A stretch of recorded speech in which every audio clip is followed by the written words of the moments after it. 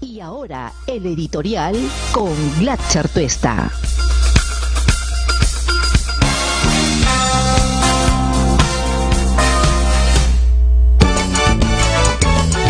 Como ustedes saben y han podido, por supuesto, con el transcurrir de los meses notar, hay una ya vieja alianza entre el fujimorismo y los defensores de Alan García, que bajo la rótula de el APRA han terminado convirtiéndose en sus principales guardaespaldas. Y como Keiko Fujimori y Alan García tienen los mismos problemas que riñen, por supuesto, con la legalidad y con la justicia, porque están por lo menos investigados por casos relacionados al lavado de activos, han convenido hace un buen tiempo ya de trabajar una estrategia de impunidad juntos para ver si es que combinando la trayectoria o el recorrido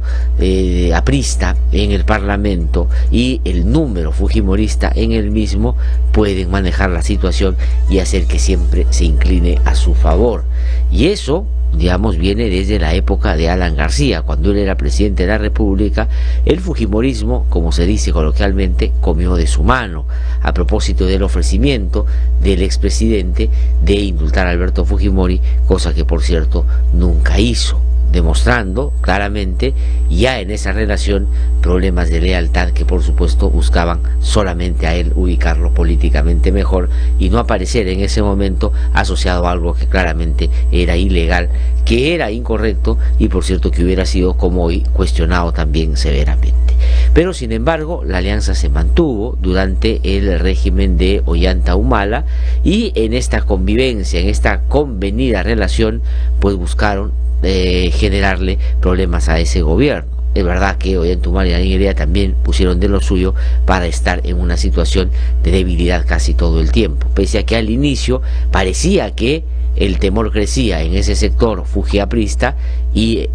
por la popularidad que tenía primero Ollanta Humala y después y durante un largo tiempo Nadine Heredia, y ahí sale este estribillo de Alan García de la pareja presidencial o del gobierno conyugal o de la reelección conyugal, recordarán ustedes, pero siempre en alianza con el fujimorismo. Pero ya cuando el fujimorismo ganó la elección en 2016, al comienzo, por lo menos en la segunda vuelta, había alguna disidencia dentro del APRA que decía que había que votar por Claudio Kuczynski con el temor de que ganara Keiko Fujimori. Pero Alan García y quienes hoy están en el Parlamento alentaron más bien la postura del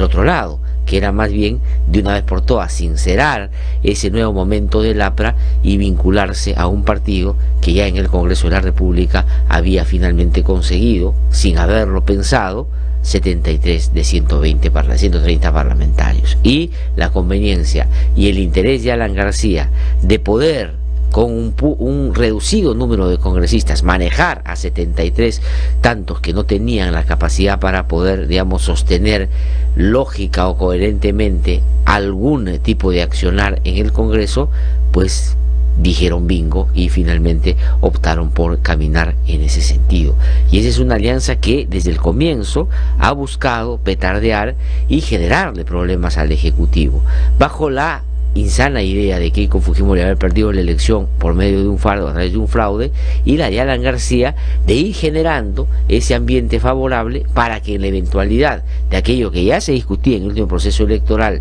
de que todas las cosas que vinieran de Brasil pudieran contaminar su gobierno y perjudicarlo a él, tuviera la defensa política suficiente para tratar de contener, evitar o mitigar el impacto de estas indagaciones. Y eso es lo que desde el comienzo lo llevó a apoyar y a promover y a tener en muchos momentos la iniciativa a pedido de Keiko Fujimori y del propio Alan García de planteamientos, de posturas, de acciones y por cierto de propuestas que eran claramente antidemocráticas, y desde ahí han venido petardeando. Recordarán ustedes las formales, todas aquellas que pasaban por someter al gobierno de Pedro Pablo Kuczynski a una dinámica perversa de hacerles perder el tiempo con convocatorias al Congreso de la República con el solo interés de mantenerlos, ¿no es cierto?, asustados o arrinconados, con interpelaciones, con censuras y en algún caso con el claro interés desde muy temprano de querer sacar al presidente de la República, cosa que intentaron juntos en un primer momento y no pudieron, pero que al final, por las cuestiones que ustedes ya conocen, Pedro Pablo Kuczynski terminó renunciando. Recordarán ustedes que el argumento del fujiaprismo era que se puede quejar Pedro Pablo Kuczynski de que no le estamos dando el nivel de colaboración que se requiere si le hemos aprobado la cuestión de confianza en su primer gabinete, pero los hicieron sufrir 2 días seguidos en el Congreso, dándoles para tratar de someterlos a su dinámica y sobre todo para que ellos tuvieran como consigna el maldecir y perseguir al gobierno de Ollantumala, porque eso era una prueba de lealtad a este partido que había ganado la elección en el Congreso y que quería desde ahí gobernar, cosa que hizo un buen tiempo. Pero no solo eso, después vinieron las interpelaciones, vino la censura de Jaime Saavedra y vinieron también junto con ello una serie de acciones que la verdad no eran propias del Parlamento, como por ejemplo decisiones que requerían una coordinación que no es propia de un poder, o digamos, que no está en el marco de las atribuciones del Congreso y que tiene que ver con asuntos que incorporan temas presupuestales. El Congreso no tiene esa posibilidad, pero sin embargo daban leyes arrinconando al gobierno con asuntos que sonaban muy bien y eran muy populares, pero que podían poner problemas o en apuros al gobierno y sobre todo al Ministerio de Economía. Eso pasó y pasó de manera muy intensa. Hay varios casos que en relación a ello se pueden poner como ejemplos. Pero no solo eso, sino en el manejo del presupuesto, por ejemplo, hicieron o promovieron la participación del Congreso más allá de lo que la Constitución establece, y luego empezaron a tomar decisiones claramente para recortar las funciones del Ejecutivo en la propia defensa de sus fueros, cuando los otros poderes del Estado podían de alguna manera avasallar contra él o buscar arrebatarles alguno de los principios fundamentales que debe el Ejecutivo defender, porque para eso ha sido elegido. Y ahí tomaron, digamos, en el Congreso, con iniciativa de Mauricio Mulder, que es el gran perdedor, y Mauricio Mulder es Alan García sin intermediación, ¿no es cierto?, 2 asuntos que para ellos eran centrales. Uno, lo que hasta hace poco se llamó la ley Mordaza o la ley Mulder, es decir, Mauricio Mulder, siguiendo la corriente de Keiko Fujimori, a la que se sumó por supuesto muy rápidamente Alan García, de quererse vengar de los medios de comunicación porque su mala imagen se le atribuye al papel que han cumplido los medios, cosa que no es verdad, por cierto, y sacaron esto de anular la publicidad estatal con 2 finalidades: golpear a los medios de comunicación en el entendido de que quitando esa publicidad varios de ellos iban a empezar a tener problemas serios, y por otro lado atar de manos al gobierno para que justamente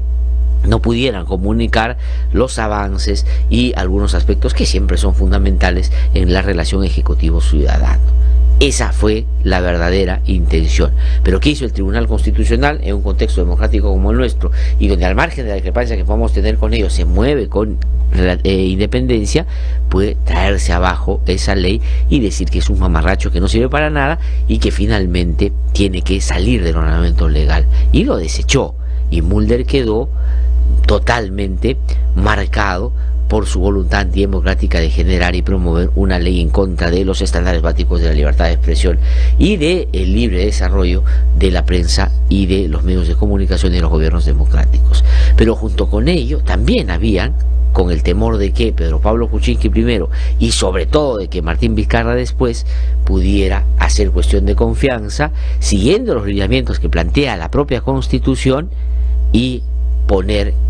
al Congreso en su sitio en la eventualidad de que éste sea un obstáculo para poder desarrollar sus labores de una manera normal. Y ahí también, vía modificación del reglamento, cambiaron las funciones del Ejecutivo y terminaron cortándole el otro brazo. Entonces el Ejecutivo, sin estas 2 herramientas que son centrales, pues se veía severamente disminuido. Y eso pasaba porque el fujimorismo y el aprismo o el fujialanismo terminaron entendiendo que con eso podrían controlar al Ejecutivo, cosa que inclusive ya con los brazos recortados no pudieron hacer, porque para que vean ustedes lo débiles que son, más allá de la manera bravucona como se expresan y se desarrollan o desempeñan en sus labores, pues el presidente Vizcarra hizo y terminó asustándolos, desconcertándolos, y miren dónde ha terminado el fujimorismo, que jala lapra por supuesto, y van a terminar, creo que políticamente ya diluidos después de este proceso y esta crisis, que tiene una gran oportunidad, entre otras cosas, ya de sentar la política y sacar, ojalá, y digo en términos políticos y democráticos, a toda esta gente impresentable que tanto daño le ha hecho al país en el manejo irresponsable del poder, en el manejo corrupto del poder, como estamos apreciando hoy a través de las investigaciones. Entonces ayer ha habido un revés muy fuerte para esta estrategia fujiaprista. ¿Qué cosa es lo que ha hecho el Tribunal Constitucional? Que esto que aprobó y que promovió el señor Mauricio Mulder, de cortarle las atribuciones al Ejecutivo en torno a la cuestión de confianza, no están bien hechas, están totalmente ajenas al mandato expreso de la Constitución, que riñen con la Constitución y que por lo tanto tienen que irse al tacho junto con su ley Mordaza. Es decir, Mulder es igual que Keiko Fujimori. Keiko Fujimori ha perdido 2 elecciones y Mulder ha perdido en 2 oportunidades en asuntos que en la estrategia de impunidad de Alan García y de Keiko Fujimori eran centrales. ¿Cuál era la estrategia más allá de eso? Arrinconar al gobierno y tenerlo sometido a una dinámica de sumisión que Pedro Pablo Kuczynski, con mucho esmero, por supuesto, accedió, y miren dónde ha terminado. Esa era la primera, gobernar desde el Congreso en esta alianza fujiaprista. La segunda era, a través de sus aliados en el sistema de justicia, léase Chávarri, léase Nostroza Pallachi, controlar el sistema de justicia para todos los problemas y apremios judiciales. Y por lo tanto, controlado el Ejecutivo, controlada la justicia y manejado arbitrariamente el Congreso, no había ninguna posibilidad de que ellos puedan, como correspondía, ser sometidos a procesos que, respetando lo que los estándares internacionales plantean en materia de debido proceso, pues sean investigados y después juzgados intensa y debidamente. Pero les falló el primer plan, porque lograron que renunciara Pedro Pablo Kuczynski, entró el señor Martín Vizcarra, quien aplaudieron, saludaron, vitorearon y decían: este es de los nuestros, y así era al comienzo, pero este se rebeló y mire dónde los ha ubicado. Yo creo que la gran virtud de Martín Vizcarra en términos políticos es haber hecho lo suficiente, lo mínimo, defendiendo el sistema democrático y su propio rol en el Ejecutivo,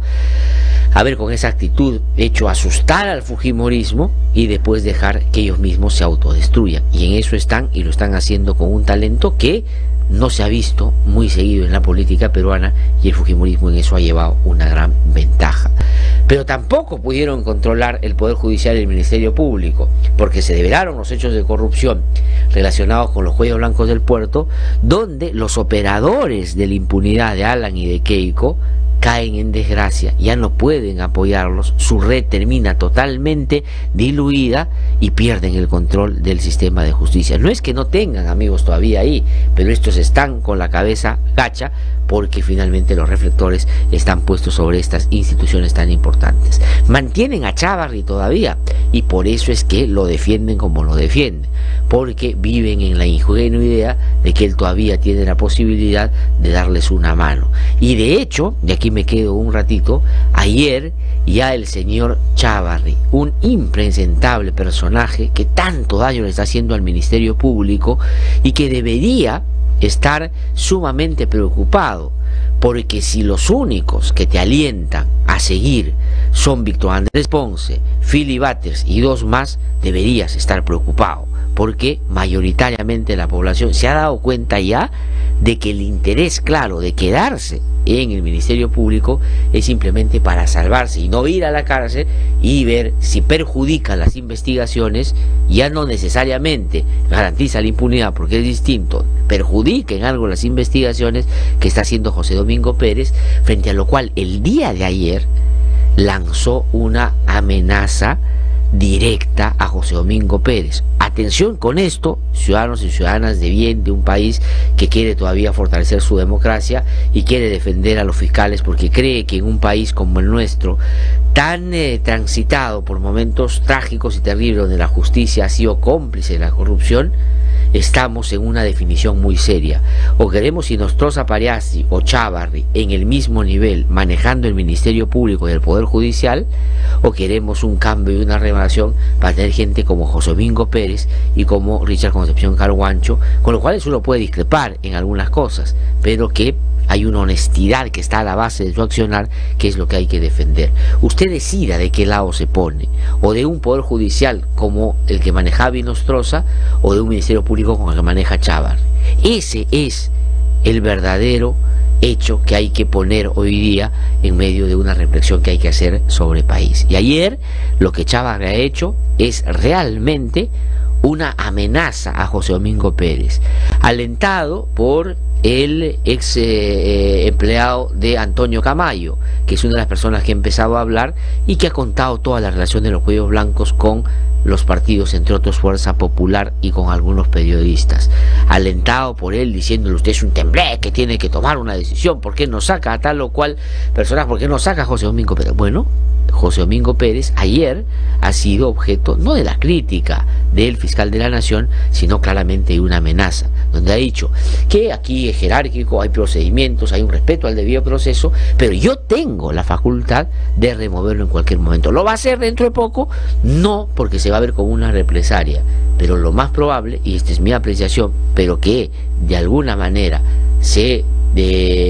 puede concluir de lo que ayer ha dicho el fiscal de la Nación, que lo puede hacer en cualquier momento, y su adelanto opinión el día de ayer es que va a caminar en esa dirección dentro de poco. Es decir, el señor Chávarri, que es una persona que tanto daño le está haciendo al Ministerio Público, lo que está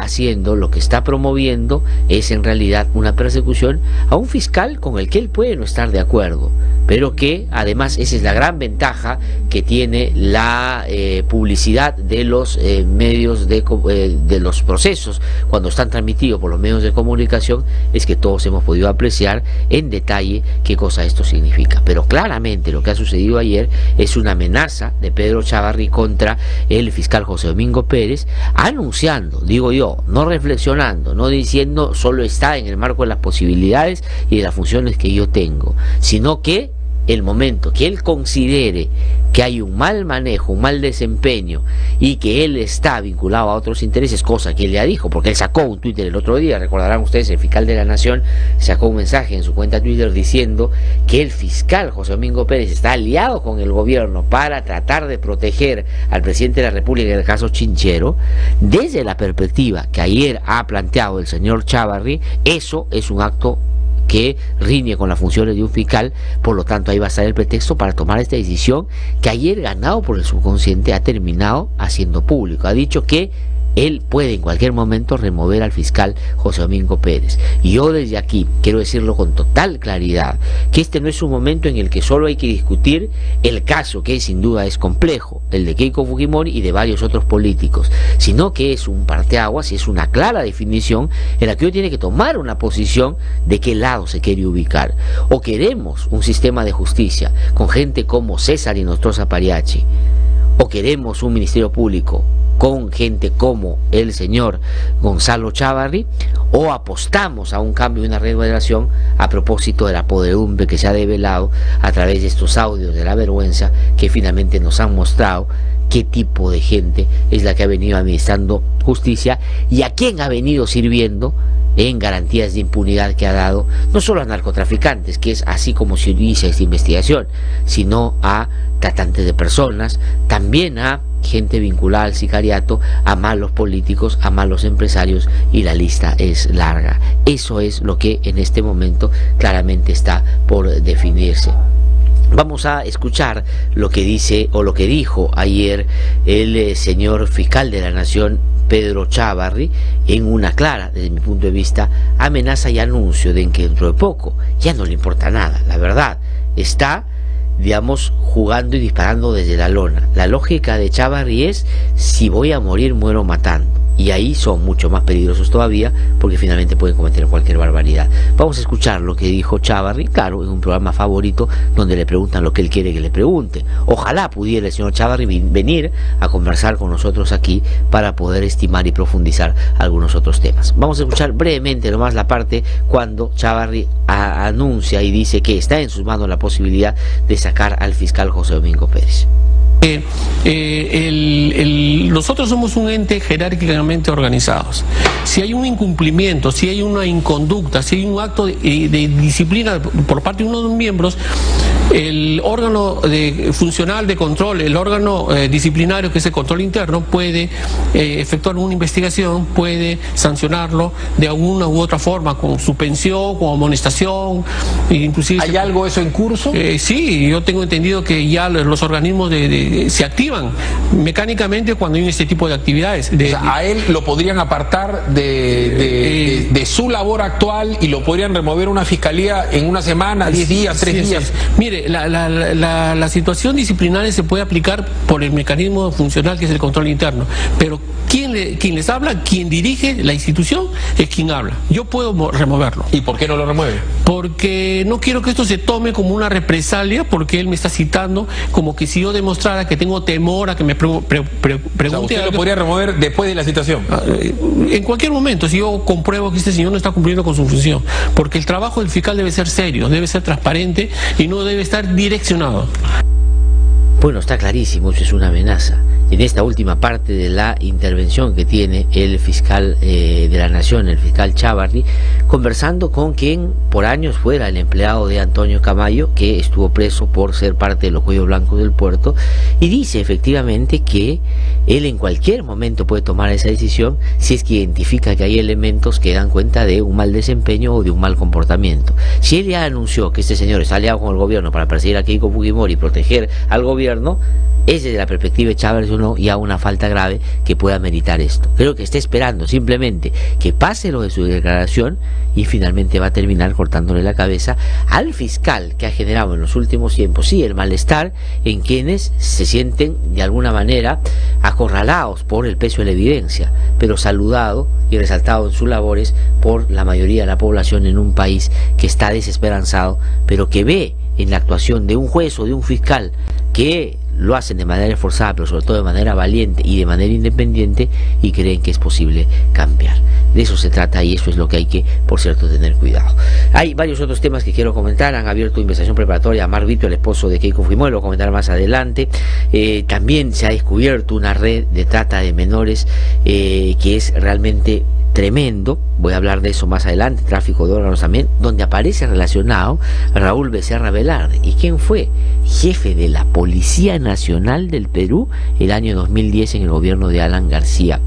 Este era parte, por lo menos eso es lo que presume el Ministerio Público, de esta red criminal. Pero de eso voy a hablar más adelante porque me parece que esa es una información muy relevante. Voy a una pausa, regreso en un instante y cuando venga voy a hacer nuestro recorrido por las regiones, que es tan importante para nosotros y para ustedes que desean estar bien informados de todo lo que pasa en nuestro país, y luego viene a nuestros estudios. Ya llegó a nuestros estudios el doctor Óscar Urbiola, que como ustedes saben ha sido presidente del Tribunal Constitucional, y con él vamos a hablar de varios temas, así que no se mueva, ya regreso. Hemos presentado el editorial con Glatzer Tuesta.